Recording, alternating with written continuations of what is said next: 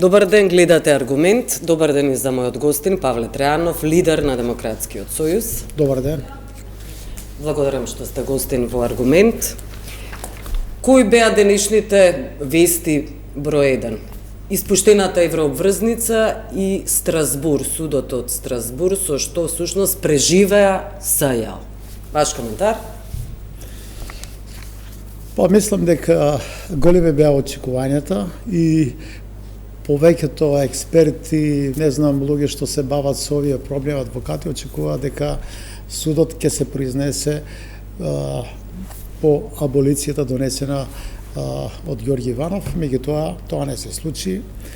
Тоа значи дека судот во Страсбург, согласно Конвенцијата за човекови права, дека донесе одлука, не пресуда, и одлуката се однесува за тоа дека прво тие што поднесува апликација околу аболицијата од Ѓорѓи Иванов треба прво да ги искористат домашните судски инстанции и после тоа. Тоа значи дека уште неколку години ќе можат нашите судски институции да решават по предметите и веројатно дека во склопот сега нова постапка што се води за сите предмети, вклучително и за тие што е веќе пресудено, сигурно дека ќе барат нашите судови да се произнесат во врска со аболицијата од Ѓорѓи Иванов, дали е таа поништена или е правобитна, важечка. Да. Инаку според експертите и тоа што денес успеав да се консултирам со некои познавачи на материја,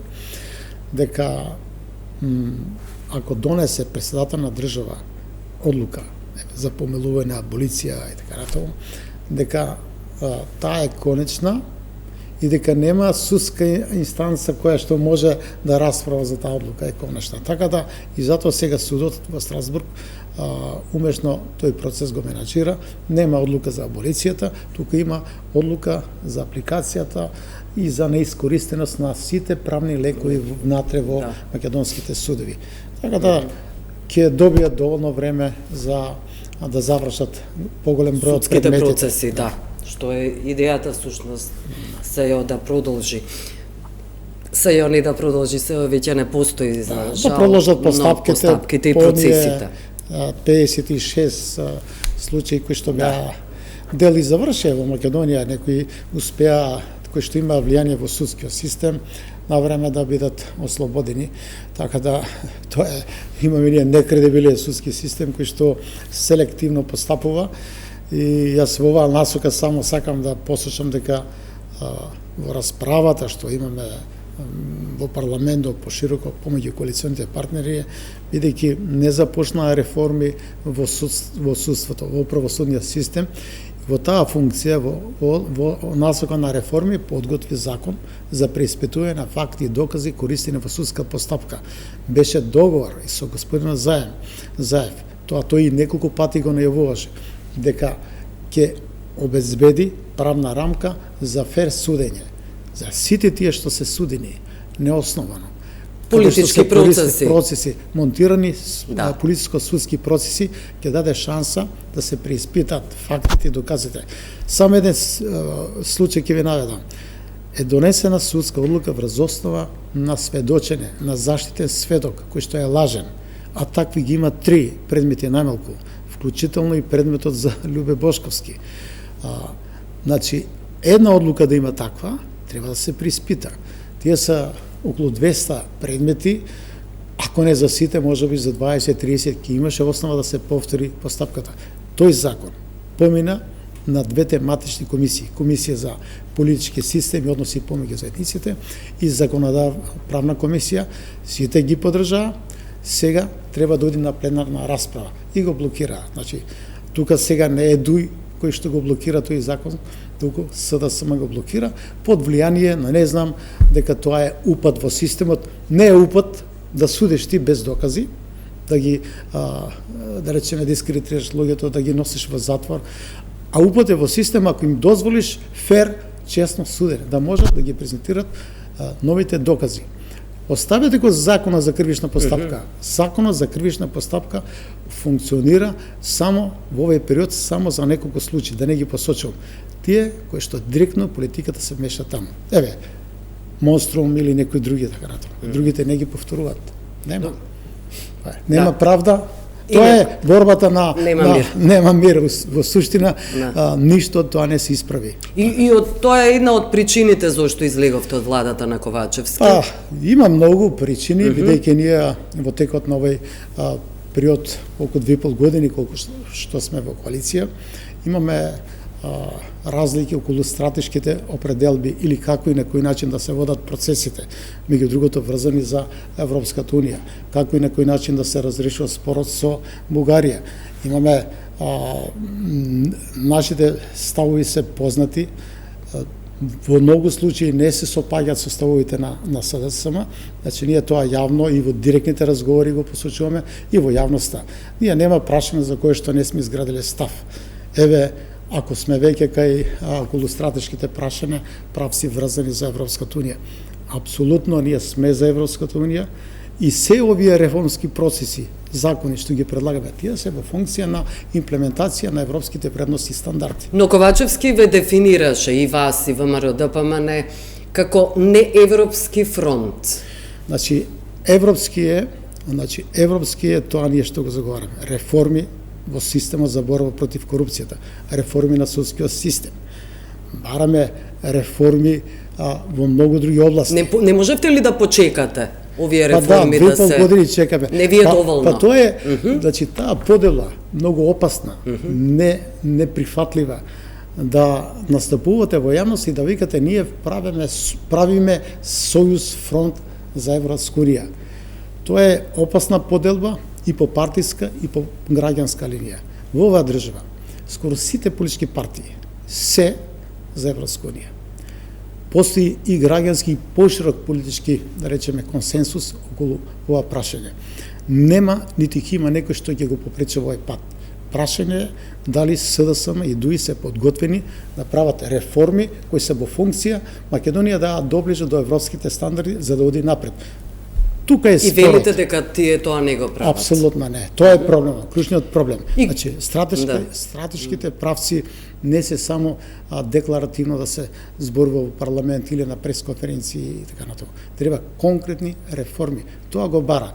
Еве, меѓу другото, ние што бараме? Значи, долго време. Овој проект што го имате пред вас, тоа е ДЕКРИ. Борба против криминал, корупција. Со години назад. И кога се договараме со СДСМ пред изборите, кои се нашите приоритети, меѓу другото рековме, мора да се имплементира овој проект ДЕКРИ. Треба владата да формира работна група, да подготви законски проект, тоа не го прават. Затоа што не сакат систем или независна институција која што ќе ја надгледува меѓу другото и работата на председателот на владата. Ќе ги анализира сите јавни набавки. Но ја имате Славица Грковска. Да. Политики за добро владење. Тоа е дефиницијата на незиниот кабинет, кој не е министерство. Велите дека воопшто не функционира, не работи. Како може тоа, ако сакате да правите магла во јавноста, дека имате министер кој што со тоа ќе се бави. Ние имаме 7 институции задолжени за откривање и сузбивање на криминалот. Тие се сите партизирани, не функционираат. Затоа барам јас. Тоа во сите разговори е прифатено од СДСМ. Независна институција, Агенција за борба против тешки облици на организиран криминал и висока корупција, која што ќе работи на откривање на тешките облици на криминал, меѓу другото оперативно ќе ги покрива и јавните набавки.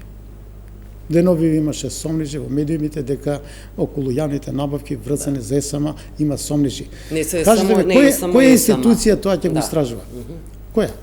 Која може да истражува работата на владата, на председателот на владата, на министрите, на директорите на ДУИ или на СДСМ или на другите партии? Нема таква институција. Затоа антикорупцијската комисија е тука, невладините организации се тука, како контролен механизам, медиумите. Меѓутоа, нема институција непартиски со имунитет на можни влијанија, политички, бизнес влијанија, коруптивни влијанија, и затоа предлагам независна институција кој што нема да го зголеме бројот на вработени администрација од постојните 7 или дополнителни средства да се двојат од буџетот. Од овие ќе се лоцира средства. Значи да открива тешки облици на криминал, да го открива скриениот имот на носител на високи позиции. И потеклото на имот. Сето тоа да го истражува на сите. Да. Да го поставува директорот со мандат од 7 години управен одбор, составен од 15 мина универзитетски професори од економија, од право, Проминентни фигури во новинари, од невладениот сектор, од адвокати, да има и 20 представници од парламентот, еден позиција, еден И позиција. тие ќе ја надгледуваат работата на Тие таа ќе го комисија. поставува директорот, тие ќе вршат контрола на работата. Не може министер, премиер, председател на држава да се јави да рече оставете го, тој случај сега не е многу битно. Овие набавки, не знам, за здравство или сега за енергетика, оставете го тоа сега во функција на државата да не останеме без лекови и така натаму. Стратешки интерес. Носиме закони за кризна состојба во областа на здравството, во енергетиката. Сите тие закони кои што суспендираат легална процедура на јавни набавки се доволен основ за корупција и некои тие процеси мора да ги надгледува. Ја предлагам тоа. И мора таа агенција да предлага конфискација. Секаде каде што ќе утврди дека капиталот стекнат на носители на јавни функции е стекнат на криминален начин, ќе предлага одземање, конфискација или ќе предлага забрана на политичко действување. Сте говореле за ова со Билјана Ивановска од антикорупцијската комисија? Па, подржува ли таа? Имавме трибина на која што имаше експерти, сме во комуникација и овој процес на усогласување, бидејќи сепак за да навлезат што се ние предлагаме, треба анализа. Овој проект е направен врз основа на темелна анализа. Тој е преведен на англиски, пратен 2005 година до сите држави во Европа и започна овој проект за декриминализација да го спроведуваат и земји членки на Европската унија. Да речеме, Англија формира ваква независна институција. Има во Босна, има во Србија, Црна Гора. И време е сега и Македонија да ја добие. И тоа е сега отфрла таква работа. Јас подготвив закон. Кој е образложението на Ковачевски? Па не ни треба, па не на Ковачевски, сега не сакам директно да не ни треба дополнителни институции, имаме ние само тие треба да работат. Па нека работат, ама не поставувате партиски функционери таму. Поставете високи професионалци, тоа не. Секоја власт што доаѓа сака да има целосна контрола над овие институции. МВР да биде во функција на партиите на власт и другите институции. Затоа тие не се продуктивни, не работат. Таму има високи професионалци. Еве, за МВР говорите? Од нив треба да се извлечат, да се направи оваа независна институција. Еве, од Државниот завод за ревизија, кој што можеби институција кој што работи професионално. Та има добри експерти, но има и во другите институции. 50 на луѓе, мислам дека самото формирање на таква една институција ќе обезбеди генерална превенција. Ќе се плаши секој. И министр ќе рече, чекај, овие не знам што работат. Ги имат сите властување полициски, може да прислушкуват, да следат, да ангажират соработници. Не знам, бидејќи и министрот не може криминал да го направи сам, ќе треба со некој да се договара, со комисија за јавни набавки, со друга фирма, да го подготви тендерот, тој што треба да го добие. Значи, ако тоа не се надгледува, тогаш имаме корупција, затоа викам. А кој ќе ја контролира таа институција? Криминалот, прашањето управата, управниот одбор, тој сигурно дека никој не може да биде без контрола во државата. Мора да има контрола. Но важно е дека ќе работи силно, посветено и ќе има резултати. Резултатот ќе биде ќе се намали високата корупција. Ќе биде тоа сигурно, како што во другите држави таа институција, таква институција слично функционира. Да. Добро, вие ја напуштивте владата на Ковачевски, како тоа му го соопштивте? Како течеше средбата? Па не, директно на средба тоа јас не го укажав нови аспекти од аспект на имплементација на програмските определби на ДС кои се согласени пред изборите уште со господинот Заев, Лјупчо Николовски. Добро, но сега Заев. Да, ама истите работи кога се формираше владата во актуелниот состав, за тоа разговаравме и заедно со Ковачевски, Заев, посебно Ковачевски, Зечевиќ, дека апсолутно сите работи ги прифатија. Јас знам, дури тие не ги ни слушаа овие определби. не ги интересираше. Беше битно да се компонира Окрупните. владата, да се обезбеди, Да. да се обезбеди тогаш гласене. И тогаш укажував на некои аспекти. Меѓутоа, во тие разговори јас сосема јасно му кажав на зашто ние се резидуваме за многу прашање, вклучително и како се води процес на преговори, разговори со францускиот предлог, понатаму каква дипломатија во односите со Бугарија или во целина, дипломатија на коленичење. Не може да даде резултати, тоа 100 пати го кажам, и јавно и во директните комуникации. Значи, не може да вие да претендирате дека Бугарија, затоа што за сите прашања нема да се држите до европските стандарди, туку ќе попуштате постојано и мислите дека тоа ќе вроди плод. Не, уште повеќе се зголемува агресијата, уште повеќе ќе бидат присутни барањата на бугарите и не може тоа да излезе. Тоа е вртлок. Влеговме во еден вртлок, бидејќи не се држиме до основните постулати на меѓународното право.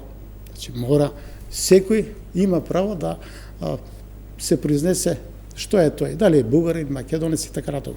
Како во Македонија? Македонија ги уживаат сите права етничките заедници или националните малцинства.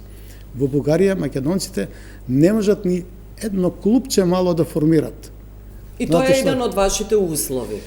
Нашите за гласање услови за уставните измени. Не, еве што околу ова, бидејќи тоа е прашање за кое што водиме разговори. Да речеме, имаме многу спорни елементи, Европска унија, точно е дека прифатија преговарска рамка за кое што значи јас направи се како председател на Демократски сојуз. Дури формиравме и работна група во парламентот која што треба да подготви предлог за заклучоци. Господинот Маричич имаше врска да ги сублимира предлозите на ВМРО, СДСМ, на Демократски сојуз. Го развлече тоа. Јас седнав ги направив тие сублимирани заклучоци. ВМРО се сложи таа работна група да профункционира, започнеме разговори и бевме многу блиско до консенсус. Имаше одредени сугестии за белешки на преговарската рамка, кои што и да стоја така, ќе добиеше владата поддршка да продолжат овие процеси, но ќе имаме резерва околу македонскиот јазик, да биде вградено дека по приемот на Македонија во Европската унија, македонскиот јазик ќе биде официјален јазик. Имавме сугестии, билатералните прашања од историска образовна природа, да не биат дел од преговарската рамка. Но се е тоа веќе вклучено. Не, тоа помина. Збором бевме многу близко да обезбедиме поширок политички консенсус и овие процеси да добијат поширока поддршка. Тоа го прекинаа тие работи. И сега дојдоа уставните измени. Сега имате нови услови. Еве што сега вака искрено, бидејќи има можеби десетина пати изјавено дека не е топ тема уставните измени. Затоа што само прво се прави поделба на проевропски партии и така натаму и против Европа, што апсолутно рековме не е точно. Уставните измени треба да се направи тоа и со Ковачевски, и со сите сме го разговарале и во парламентот, прво да се направи анализа. Што значат уставните измени во преамбулата да бидат внесени бугарите. Значи, анализа од експерти, не од нас што се бавиме со политика да собереме некои поен политички. Не. Анализа да се направи, темела анализа, што значи бугари да бидат внесени. И што значи? Што вашите експерти нема така. Второ, да се подготват амандмани. Не, вие дали? Не, сакам да има ова што нема подготвено ништо тоа. Имате ли вие медиумите добина амандмани за кои што ќе разговараме и ќе видиме како ќе биде? Нема. Да има експертска расправа. Нема за тоа, нема ништо. Нека се напрати паралелно. Како се подготвува тој процес, да се обезбеде поширок, да речеме, консенсус, да се отворат овие прашања. Јас сакам еднаш председателот на владата, независно што е сега Ковачевски и друг да е, председател на државата, господин Стефан Пендаровски, министр за надворешни работи, да ги постават нашите барена врзани со нашиот јазик во рамките на Европска унија. Да ги постават овие прашања Бугарија да направи еден чекор напред.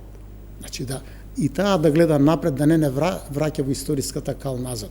Да рече, да, Постои македонски народ, тој е автентичен народ, постои посебен Како ќе македонски ги јазик. назирате бугарите тоа да го направат? Па ние тоа треба да го бараме. Јас барам тоа да го бара. Државата Република Па Македонија веројатно го бараат. не сме прочитале, не сум видел ниту една изјава. Еве, доволно е владата да прифати такво барање да постои. Знаете, кога беше последната средба на сите лидери на партии, јас предложив од таа средба која што ја водише Ковачевски, да упатеме апел, барање до Бугарија, да го признае македонското малцинство во Бугарија. Сите одбија, само председателот на ВМРО, Допомена Бисовски, ме поддржа и на средбата и јавно тоа го кажа. Што беше проблем ние што ќе се служи светот ако побараме, што тоа е легитимно согласно конвенциите европски, светски, дека право е на секој да се изрази како што сака. Зошто тоа не го барат? Еве, би можело во друга насока. Нашите стратешки партнери сега, меѓу другото од Бугарија да направи, да речеме, една одстапка или чекор напред, да рече добро, Никола Вапцаров, Сдружение не го регистрирала администрацијата, судот ќе го регистрира. Доволно еден мал чекор да направат и да се релаксират односите помеѓу нашите две држави. Погрешниот настап на Бугарија да го негира постоењето на македонскиот народ, јазик, ги заостри односите, се создаде зла крв помеѓу овие држави и народи и од нив зависи како ќе се подобрат. Ако се движеа работите во друга насока, ние сега ќе бевме многу блиски, ќе се работуваме на секој план и ќе имавме пријател број 1 за поддршка на нашите евроинтеграцијски Но и со непријателите треба да се соработуваат, да се разговара, да се дебатира. Треба да имате платформа, да знаете за што разговарате. Сега и од СДСМ, во некои разговори, да не ги послушам кој, вика да, во право сте Трајанов, договор за добро соседство има фабрички мани. Прво, дека имаме заедничка историја, второ, дека треба да формираме комисија за историски и образовни прашања и дека треба да подпишуваме секоја година протоколи, кои што сега се вградени исто така во преговарачката рамка. Да. Тоа е. Тие са Но тоа е веќе минато, и треба да се гледа на... Па еве, што барам ја, тоа, затоа што викам, тој процес... Барате едно здружение да биде практично прифатено. Подаде еден чекор напред, да подаде рака Бугарија дека е за добро соседски односи, да го признае постоењето на македонскиот народ. Сега чекајте. Да. Многу барате. Доволно ли е само за едно здружение? Да, еве да почнат тоа е значи признание дека постат македонци. За да гласате за уставните измени. Доволно е тоа да го направат. Тоа е моето прашање. Не е за мене. Сите партии брзо ќе се отворат и ќе ги поддржат уставните промени, бидејќи немаме ние, реков, анализа за што значи Бугарија да бидат внесени во преамбулата, да бидат. Направивте ли вие анализа? Предходно ве праша, вашата партија дали направи? Ќе презентираме ние што анализираме. Еве една работа. Над 80 или 90 илјади македонци потпишале изјави дека имаат бугарско потекло за се стекне со бугарски пасош. Јас колку што знам, тоа не мора да се потврдени информации, дека на некаква средба, тајна, затворена седница, дека меѓу другото е разговарано и е проценка дека тоа значи дека цели фамилии потекнуваат, ако родителот потпишал дека има бугарски корени, тоа значи дека и неговите деца и така натаму. Тој број они го проценуваат по таа и основа ќе прогласа дека во Македонија има 300.000, не 3.200-400. Што значи тоа? Треба да се тие работи сите разгледат. Кои ќе бидат последиците од тоа? Стравувате дека може би по некаков клуч малцински ќе има нови барања. Владата да направи анализа. Ако не можат, ние ќе ја направиме анализата. Зашто не би ја направиле вие? Па ние работиме на тоа, еве една од аспектите ви кажам. Меѓутоа, сепак е тоа државна работа и мора и владата, председател на владата и на државата сите да се однесуваат државнички. Ова е држава. Ако вие не знаете што е држава, немате стратегија како да водите напред државата, тогаш апсолутно не треба да бидете начел на таа држава. Ковачевски не е државник? Сега никого не сакам да дискредитирам, дисквалификувам. Јас зборувам што значи држава и државничко однесување. Јас како што еве укажам на некои аспекти, треба тие да се анализират. Не е само ние да зборуваме во јавноста, да кажуваме ставови, а никој да не ги слуша. ги слуша јавноста, граѓаните ги Но прифаќаат. Ковачевски не ве слуша. Тоа е поентата за немаме уште многу, но ме интересира кој беше неговиот одговор кога му кажавте збогум. Не, јас директно предходно му ги најавував овие работи, нашите Директно ставови. не отидовте да му соопштите. Јас кога одржаме председателство на Демократски сојуз Централен совет, ставовите што ги изградиме ги пратив на него. И он Како му ги пративте?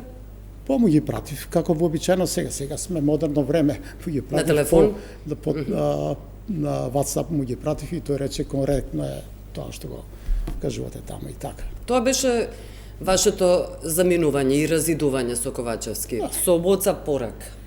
Па, добро, разговараме. Вие знаете дека ставовите на Демократскиот сојуз беа долго време презентирани во јавноста. Ние не разговараме со ниту една друга политичка партија. Нити сакаме друг да мотивираме или не знам да го поттикнеме и така натаму. Ние изградиме наш автентичен став. Сметаме дека државата се движи генерално во погрешен правец, дека треба се менуваат политиките, за кои што и вечера разговараме, и дека ако не се менуваат работите, дека нема да функционираме. И сега има сериозни коментари, разочарување од граѓаните дека не функционираат институциите во државата. Што ќе добие на вистина СДСМ?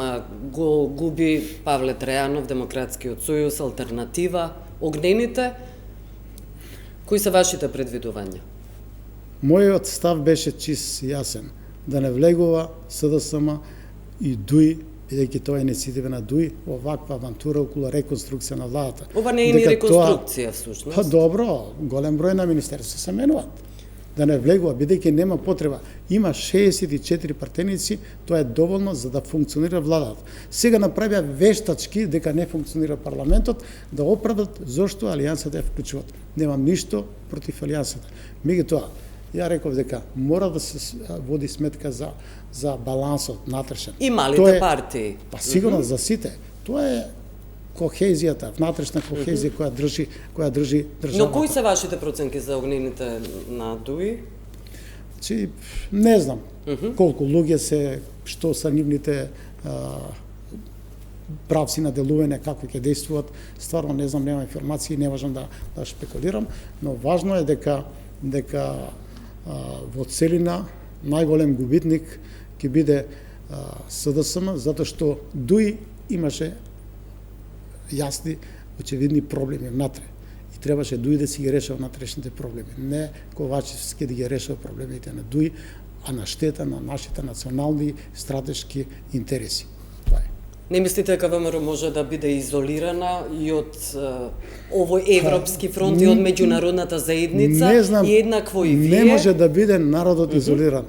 Народот е определен. За ВМРО прашувам, не за зборувам народот. дека, знаете што, проблемот е И за вашата партија. Можно ли и вие да бидете изолирани и од меѓународната заедница? Не може, нема потреба да не изолира. Треба да го изолираат македонскиот народ, може би повеќе од 2/3. Не се сложува со политиките што се водат сега. Тоа е проблемот клучен. Партиите се борат за власт, не според тоа. ВМРО, ДПМН, дури и Левица, да не зборам за Демократски сојуз, ние сме за Европска унија и ќе работиме сега овој период. Се што е врзано за реформи, сврзано за Европска унија, ќе ги поддржиме. Нема никој овој пат да го попречи. Тоа е манипулација, страшна поделба.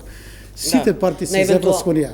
На евентуални избори одите, значи, со ВМРО и со Левица? Не. Како што значи, ве сватив. ние сега ќе работиме на имплементација на програмата на Демократскиот сојуз. Во парламентот имаме законски проекти. Ќе бараме по секоја цена за нив да се расправи, да се донесат. Ќе се подготвуваме за избори како што сите партии сега е во цело време во предизборна кампања ДУИ и СДСМ. ВМРО е помалку активен.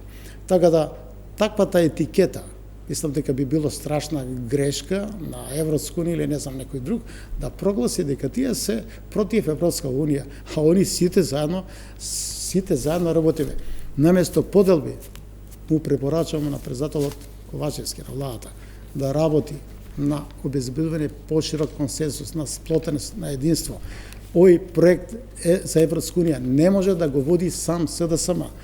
Ќе изгори ако сака така да ги двои граѓаните партиите. Да, ви благодарам што бевте гостин Павле Трајанов. Благодарам вас. Ви благодарам што не гледавте. Пријатно.